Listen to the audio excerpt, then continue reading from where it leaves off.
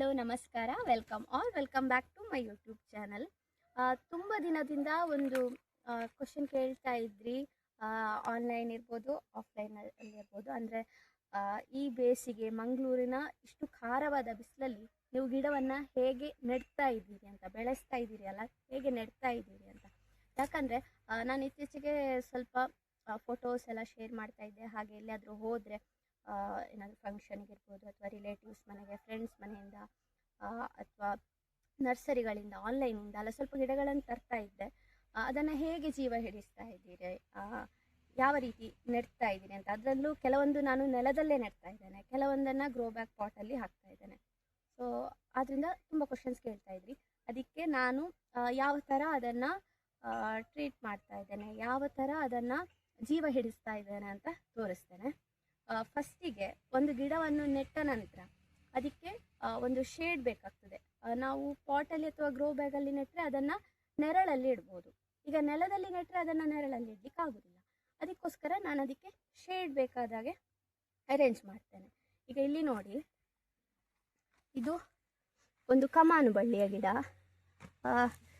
ಇದನ್ನು ಈ ರೀತಿ ನೆಟ್ಟು ಇದಕ್ಕೆ ಒಂದು ಹಾಳೆ, ಇದನ್ನು ಹೀಗೆ ಕವರ್ ಮಾಡಿಟ್ಟಿದ್ದೆ. ಇದನ್ನು ಸಂಜೆ ಹೊತ್ತಲ್ಲಿ ಈ ಹಾಳೆಯನ್ನು ತೆಗೆದಿಡ್ತೇನೆ. ಸ್ವಲ್ಪ ಹನಿ ಎಲ್ಲ ಬಿದ್ದಾಗ, ಅಥವಾ ಸಂಜೆ ಹೊತ್ತು, ಈಗ ಮಳೆ ಬರ್ತಾ ಇದೆ ಈ ಸೈಡಲ್ಲಿ ಕೆಲವೊಂದು ಸಲ, ಆವಾಗ ಗಿಡ ಚೆನ್ನಾಗಿ ಬೆಳೀತದೆ. ಮಲ್ಚಿಂಗ್ ಮಾಡಿದ್ದೇನೆ. ಮಲ್ಚಿಂಗ್ ತುಂಬ ಇಂಪಾರ್ಟೆಂಟು. ಇದು ಎಂತ ಅಂದರೆ, ಲಾಸ್ಟ್ ಟೈಮು ಹುಲ್ಲು ಕತ್ತರಿಸಿದಾಗ ಸಿಕ್ಕಿದ ಕಸ ಅಂಗಳದಲ್ಲೆಲ್ಲ ಇದೆ. ಇದನ್ನು ತಂದು ಗಿಡದ ಬುಡಕ್ಕೆ ಹಾಕಿದರೆ ಚೆಂದ ಪಸೆ ಅಂತ ಹೇಳ್ತಾವಲ್ಲ, ಅಂದರೆ ನೀರಿನ ಅಂಶ ಗಿಡ ಇಟ್ಕೊಳ್ತದೆ, ಗಿಡ ತಂಪಾಗಿರ್ತದೆ. ಮಲ್ಚಿಂಗ್ ಮಾಡಲಿಕ್ಕೆ ಇದನ್ನು ಯೂಸ್ ಮಾಡಿದ್ದೇನೆ. ಇಲ್ಲಿ ನೋಡಿ, ಆ ರೀತಿ ಬೇರೆ ಬೇರೆ ಗಿಡಗಳನ್ನು ನೆಟ್ಟಿದ್ದೇನೆ. ಇಲ್ಲಿ ಶಂಖಪುಷ್ಪದ ಗಿಡ ಇದೆ, ಇದು ನೆಟ್ಟು ಸ್ವಲ್ಪ ದೊಡ್ಡ ಆಯಿತು. ಇಲ್ಲಿ ಇನ್ನೊಂದು ಗಿಡ ನೆಟ್ಟಿದ್ದೇನೆ, ಇದು ನಾನು ನಿನ್ನೆ ನೆಟ್ಟದಷ್ಟೇ. ಆದರೂ ಈಗ ಮಧ್ಯಾಹ್ನ 11 ಗಂಟೆ ಆಗಿದೆ. ನೋಡಿ, ಇಷ್ಟು ಬಿಸಿಲಿದ್ರೂ ಕೂಡ ಗಿಡ ಬಾಡದೆ ಚೆಂದಕ್ಕೆ ಉಳಿದಿದೆ. ಈ ರೀತಿ ಒಂದು 2 ದಿನ ಇಟ್ಟುಕೊಂಡ್ರೆ ಗಿಡ ಜೀವ ಹಿಡಿತದೆ, ಆಮೇಲೆ ತೆಗಿಬೋದು. ಇಲ್ಲಿ ಸಹ ಹಾಗೆ ನೋಡಿ, ಇದು ನಿನ್ನೆ ನೆಟ್ಟ ಗಿಡ, ಇಲ್ಲೊಂದಿದೆ, ಅಲ್ಲಿ ಒಂದು. ಹಾಗೆ ಗಿಡ ನೆಟ್ಟ ನಂತರ ಮಲ್ಚಿಂಗ್ ಮಾಡಿಯೇ ಮಾಡ್ತೇವೆ, ಆವಾಗ ಗಿಡ ಚೆನ್ನಾಗಿ ಫ್ರೆಶ್ ಆಗಿರ್ತದೆ.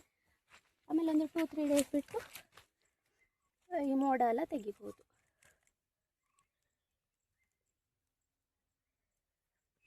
ಇದೆಲ್ಲ ಗಿಡಗಳನ್ನು ಈ ರೀತಿ ಕಂಬಕ್ಕೆ ಹಬ್ಬಿಸಬೇಕು ಅಂತ ಈ ರೀತಿ ನೆಟ್ಟದ್ದು. ಇದು ಮೊದಲೇ ನೆಟ್ಟಿದ್ದೆ.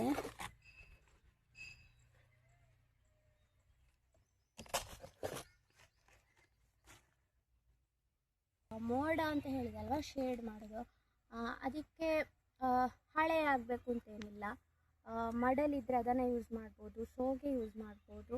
ಸೋಗೆ ಆದರೆ ಕೆಲವೊಂದು ಗಿಡಕ್ಕೆ ನೋಡಿಕೊಂಡು ಯೂಸ್ ಮಾಡಬೇಕಾಗ್ತದೆ. ಈಗ ಶಂಖಪುಷ್ಪ ಅಥವಾ ಬೇರೆ ಸಣ್ಣ ಸಣ್ಣ ಗಿಡಗಳಾದರೆ ಅಷ್ಟೊಂದು ಏನಾಗೋದಿಲ್ಲ. ಈಗ ನಾವು ಕಾಳು ಮೆಣಸು ಅಥವಾ ಗುಲಾಬಿ ಗಿಡ ಇದಕ್ಕೆಲ್ಲ ಇಡ್ತೇವೆ ಅಂತಾದರೆ ಸ್ವಲ್ಪ ನೋಡಿಕೊಳ್ಬೇಕಾಗ್ತದೆ. ಗುಲಾಬಿ ಗಿಡ ಈಗ ನಾವು ನರ್ಸರಿಯಿಂದ ತಂದದ್ದೆಲ್ಲಾದರೆ ಅದು ಅದು ಸ್ವಲ್ಪ ಸೆನ್ಸಿಟಿವ್ ಆಗಿರ್ತದೆ.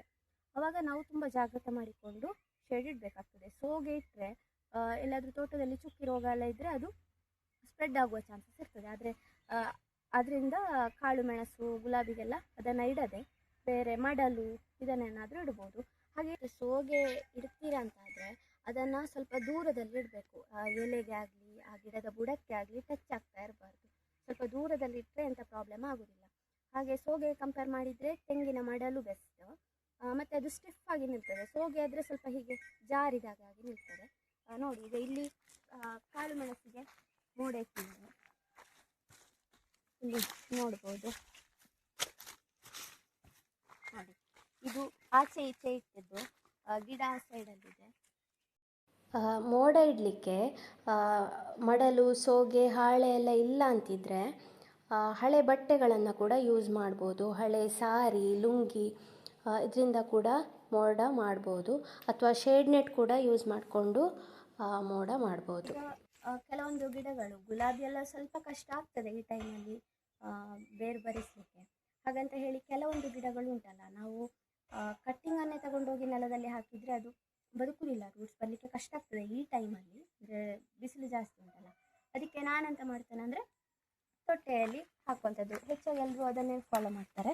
ತೊಟ್ಟೆಯಲ್ಲಿ ಹಾಕಿ ರೂಟ್ಸ್ ಬಂದ ನಂತರ ತಗೊಂಡೋಗಿ ನೆಲದಲ್ಲಿ ನೆಡೋದು. ಅಷ್ಟಾಗುವಾಗ ಸುಲಭಕ್ಕೆ ಜೀವ ಹಿಡಿತದೆ. ಈಗ ಈ ಗಿಡ ನೋಡಿ, ಇದು ನನಗೆ ಎಂತ ಅಂದರೆ ಇದಕ್ಕೆಂತ ಹೆಸರು ಅಂದರೆ ಬೆಂಡೆ ದಾಸವಾಳ ಅಂತ ಹೇಳ್ತಾರೆ. ಬೆಂಡೆ ದಾಸವಾಳದ ಗಿಡ ಅಂತ. ಇದು ಸುಮಾರು ಉಂಟು ನೋಡಿ, ಇಲ್ಲೇ ಒಂದು ಉಂಟು. ಇದು ತುಂಬ ಚಂದ ಗಿಡ ನೋಡಲಿಕ್ಕೆ. ಹಾಗೆ ಅದಲ್ಲೆಲ್ಲ ಹುಟ್ಟಿತ್ತು. ಅದನ್ನೊಂದು ಚಂದಕ್ಕೊಂದು ರೀತಿಯಲ್ಲಿ ಅರೇಂಜ್ ಮಾಡುವ ಅಂತ ಹೇಳಿ ಇದನ್ನು ತಗೊಂಡು ಬಂದೆ. ಇದನ್ನು ಹೀಗೆ ನಾನು ಎಳ್ದು ಪೊರ್ಪಿ ತಗೊಂಡದ್ದು. ಆವಾಗ ಅದು ರೂಟ್ಸಿಗೆ ಸ್ವಲ್ಪ ಪೆಟ್ಟಾಗಿರ್ತದೆ. ನಾವೀಗ ಇದನ್ನು ಡೈರೆಕ್ಟಾಗಿ ಹೋಗಿ ನೆಲದಲ್ಲಿ ನೆಟ್ಟರೆ ಅದು ಖಂಡಿತ ಬದುಕುವುದಿಲ್ಲ. ಅದಕ್ಕೆ ನಾನು ಅದನ್ನು ತಂದು ಫಸ್ಟು ಒಂದು ತೊಟ್ಟೆಯಲ್ಲಿ ಹಾಕಿದೆ. ತೊಟ್ಟೆ ನಮಗೆ ಪೇಟೆಯಿಂದ ತಂದದ್ದೇ ಆಗಬೇಕು ಅಂತೇನಿಲ್ಲ.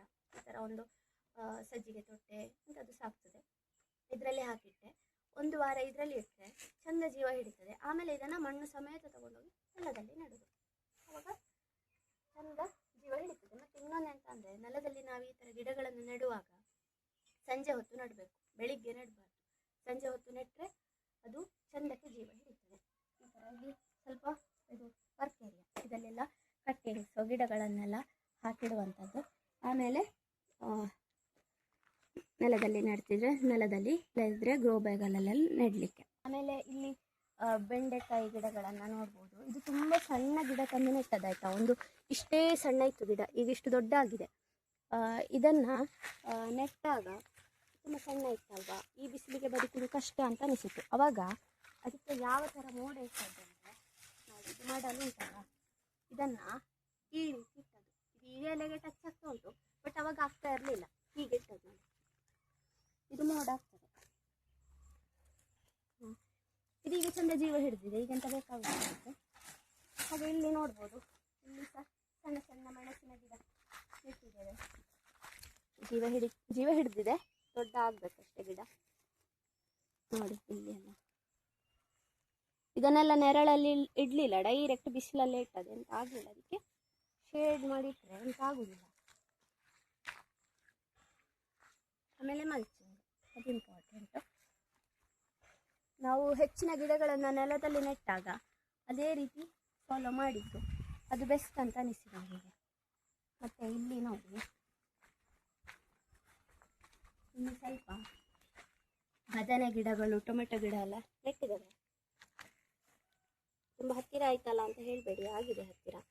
ಅದು ಅಂದರೆ ಗಿಡ ತುಂಬ ಇಷ್ಟ ಕಾರಣ ಎಲ್ಲಿ ನೆಡಬೇಕಂತ ಗೊತ್ತಾಗಲಿಲ್ಲ, ಅಷ್ಟು ಇತ್ತು ಗಿಡಗಳು. ಹಾಗೆ ಈ ರೀತಿ ನೆಟ್ಟಿಟ್ಟದ್ದು. ಇದಕ್ಕೆ ಮಲ್ಚಿಂಗ್ ಮಾಡಲಿಕ್ಕೆ ನಾನು ಎಂತ ಯೂಸ್ ಮಾಡಿದ್ದು ಅಂದರೆ, ಇದು ನೋಡಿ ಗೊತ್ತಾಗ್ತದೆ ಎಂತ ಅಂತ, ಹಾವಸೆ. ಇದು ಮನೆಯ ಶೀಟಲ್ಲಿ, ಅಂದರೆ ನಾವು ಶೀಟ್ ಚೇಂಜ್ ಮಾಡಿದ್ವಿ, ಆವಾಗ ಆ ಶೀಟಲ್ಲಿ ಇತ್ತು, ಹಳೆ ಶೀಟಲ್ಲಿ. ಅದನ್ನು ತೆಗೆದಿದ್ರು, ಕೆರೆಸಿ ಇಲ್ಲಿ ಕೆಳಗೆ ಹಾಕಿದ್ರು. ಅದನ್ನು ನಾನು ಗಿಡದ ಬುಡಕ್ಕೆ ಹಾಕಿದ್ದು. ಚಂದ ತಂಪುಳಿತದೆ. ಸೊ ಗಿಡ ಜೀವ ಹಿಡಿಲಿಕ್ಕೆ ತುಂಬ ಹೆಲ್ಪ್ ಆಗ್ತದೆ.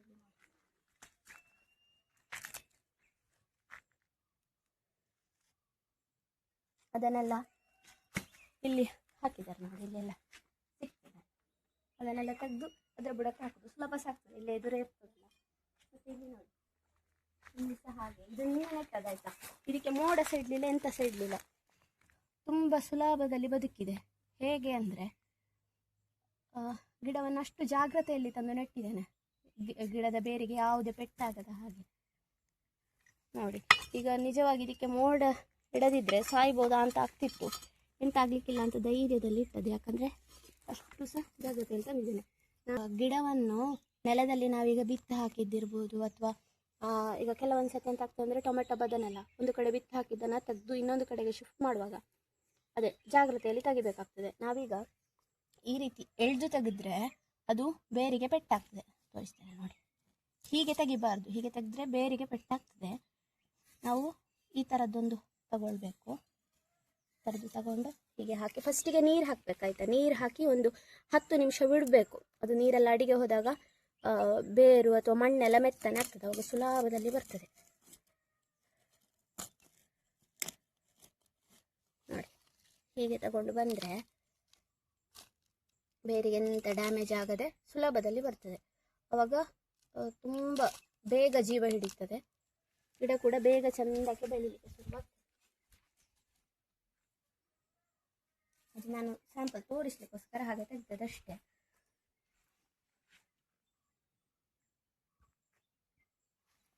ಇದಿಷ್ಟು ನಾನು ಗಿಡವನ್ನು ಯಾವ ರೀತಿಯಾಗಿ ಅಂದರೆ ಬೇಸಿಗೆಯಲ್ಲಿ ನೆಲದಲ್ಲಿ ನೆಡ್ತೇನೆ ಅಂತ. ಈ ವಿಡಿಯೋ ನಿಮಗೆ ಯೂಸ್ ಆಗ್ತದೆ, ಇಷ್ಟ ಆಗ್ತದೆ ಅಂತ ಅಂದ್ಕೊಳ್ತೇನೆ. ಹಾಗೆ ನಿಮಗೆ ಬೇರೆ ಏನಾದರೂ ಐಡಿಯಾಗಳಿದ್ದರೆ ಆ ಗಿಡವನ್ನು ಬೇಸಿಗೆಯಲ್ಲಿ ಈ ರೀತಿ ನೆಡ್ಬೋದು, ಈ ರೀತಿ ಕೇರ್ ಮಾಡ್ಬೋದು ಅಂತ ಪ್ಲ್ಯಾನ್ಸ್ ಇದ್ದರೆ ಅದನ್ನು ಕಮೆಂಟ್ ಸೆಕ್ಷನಲ್ಲಿ ಕಮೆಂಟ್ ಮಾಡಿ. ಹಾಗೆ ಈ ವಿಡಿಯೋ ಇಷ್ಟ ಆದರೆ ಒಂದು ಲೈಕ್ ಮಾಡಿ, ಶೇರ್ ಮಾಡಿ. ಹಾಗೆ ನೀವು ನನ್ನ ಚಾನಲ್ನ ಇನ್ನೂ ಸಬ್ಸ್ಕ್ರೈಬ್ ಮಾಡಲಿಲ್ಲ ಅಂದರೆ ಈಗಲೇ ಸಬ್ಸ್ಕ್ರೈಬ್ ಮಾಡಿ. ನೆಕ್ಸ್ಟ್ ವಿಡಿಯೋದಲ್ಲಿ ಸಿಗ್ತೇನೆ. ಬಾಯ್ ಬಾಯ್.